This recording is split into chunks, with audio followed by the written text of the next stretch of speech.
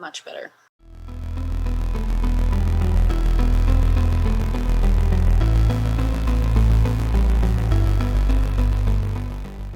Hello Internet, and welcome back to this Pride Month installment of Ash Wednesday. As a reminder, I am non-binary, I use they them pronouns, and I am pan. I knew that I wanted to do a Pride Month video this year, but I wasn't sure exactly what I was going to do it on.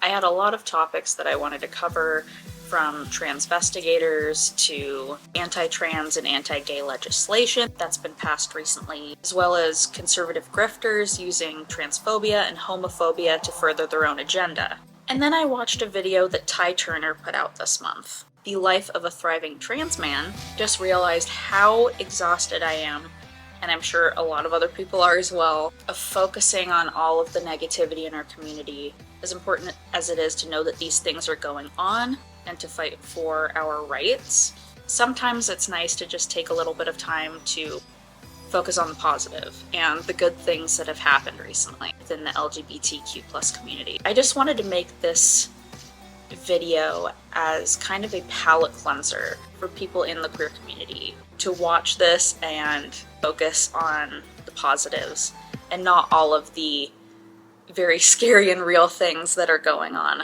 especially in the US. So let's get started, shall we? So the first news story that I want to cover didn't actually happen in June, it happened last month. I felt like it was still a cool story. I thought that it should be shared.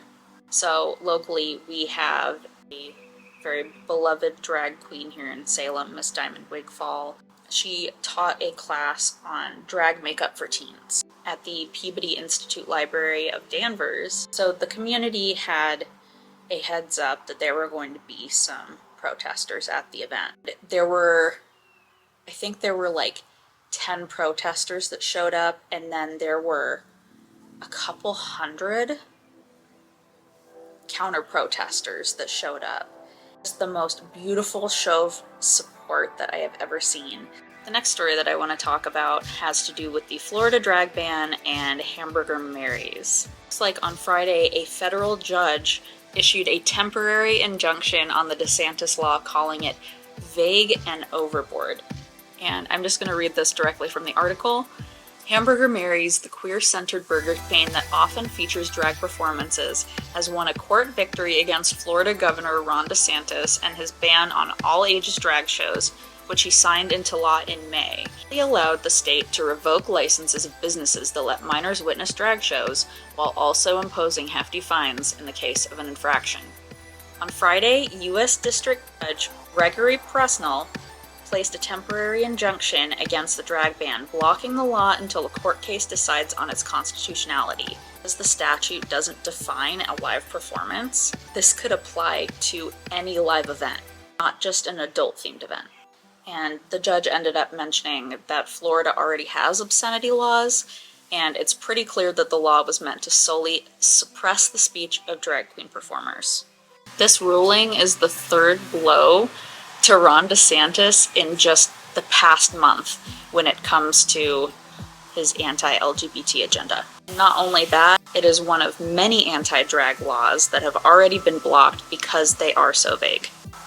If you would like to see Ron DeSantis continue to suffer, make sure to click the like button and subscribe as well, because I can definitely make that happen. In the same vein as the last story, in a legal first, Arkansas's ban on gender-affirming care was ruled unconstitutional this month. In addition to banning gender-affirming care for minors, the 2021 law prohibited the use of state funds and insurance coverage for such care and allowed private insurers to refuse to cover trans-related health care for people of any age. The judge in the case found that the law violated the rights of patients, their parents, and doctors who provide gender-affirming care. Okay, sorry, I had to move inside, it was too hot. Also, sorry for the atrocious lighting throughout the entirety of this video. I know it's a mess, I'm out of town right now, and I'm just trying my best. Okay, what was I talking about? Arkansas. The decision also affirmed medical evidence supporting trans healthcare. The 2021 law prohibited the use of state funds and insurance for such care and allowed private insurers to refuse to cover trans-related health care for people of any age. It's not even a thing about minors or think of the kids. It's just transphobia, plain and simple. The ruling cited the law's violation of the Equal Protection Clause, Due Process Clauses, and the First Amendment of the U.S. Constitution. And since Arkansas first passed that law in 2021, 18 other states followed suit with similar legislation. But 11 states passed SHIELD laws, which protect access to gender-affirming care for young people and pledge to protect those who move across state lines in pursuit of care. So the next topic that we're going to talk about is LGBTQ plus fiction. A new report has shown that among all of the book bans going on, a 173% surge for LGBTQ plus fiction books since 2019. In 2022, 41% of banned books in the US contained explicitly LGBTQ plus themes or content, according to a report by PEN America, which found that roughly 1,600 books were removed from 5,000 schools nationwide. Last month, the Texas legislature passed a bill that would require publishers to place ratings on books based on sexual activity. In contrast, one Utah parent has submitted a complaint requesting that the Christian Bible be banned from schools as it repeatedly violates the state statute against sensitive materials. It is important to note that the growth in LGBTQ fiction has outpaced the overall market for fiction sales, including adult, kids, and young adult fiction combined, which remained relatively flat. This growth comes at a critical time when reports of book bans have surged, predominantly targeting books written by or about the LGBTQ community and people of color. And according to the article, US readers bought 6.1 million LGBTQ plus fiction titles over the past year, ending in May 2023. That's right, you can pry my gay fiction from my cold dead hands, baby! And in other deliciously good news, Iceland has become the latest country to ban conversion therapy. Icelandic parliament unanimously approved a comprehensive ban with 53 votes and 3 abstentions, prohibiting the harmful practice on the basis of sexual orientation, gender identity, and gender expression. The passing of the law now means that anyone making an adult undergo conversion therapy faces up to 3 years in prison, and anyone doing the same to a child will face 5 years. As those with common sense know, conversion therapy is extremely harmful and ineffective. This is a really important issue for all gay people and a step worth celebrating. There is no cure for being gay, and any attempt to do so is violence. And the last story that I have for you today comes from Tennessee, where their drag ban was also ruled unconstitutional. Yeah, we came full circle. And just like the Florida ban, this legislation was also substantially overbroad and unconstitutionally vague. That was officially struck down on June 2nd. In the judge's 70-page ruling, he said the AEA, the Adult Entertainment Act law, is substantially overbroad because it applies to a public property or anywhere a minor could be present. The AEA's harmful to minors standard fails to provide fair notice of what is prohibited and what encourages discriminatory enforcement. Definitely a good start to Pride Month.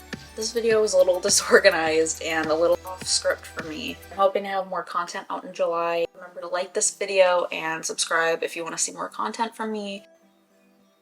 It's hard out there. Remember to be kind to yourself. I'm gonna end this video on another positive note with a really wholesome TikTok. Remember to be proud of yourself, be proud of your identity. I'm glad you're here. And as always, remember to stay spooky. Wonderful. Okay, what are we doing for you? I don't know. What are we doing for me? Alright, you're out with your personal like hair goals and stuff. Like, where do you want it to like end up? We're going for like more like defined curls. I could see more defined curls being a thing. Something to make it look just a little more feminine, if that's a thing. If there's feminine hair. It is a thing, and it's gonna be so cute pulled back too, because I'm gonna do the like little face framey pieces. So when you do pull it in a ponytail, it's gonna be like adorable. Oh my god, yes. Yeah. And if you need like a break for any reason, if you're like this is too much sensory overload, you feel like you're crawling in your skin, like let me know. We can take a breather. Okay, gorgeous. Are you ready? You ready for the reveal? No! I want everyone to see the trans joy should be the priority. When you talk about trans people, talk about their happiness. Trans people are extremely talented at trying to persevere through a society often pushes you down. And all we hear is negative things about us in the press constantly. But we know who we are. Thank you. We're $1,000 away. Thank you. 2 million.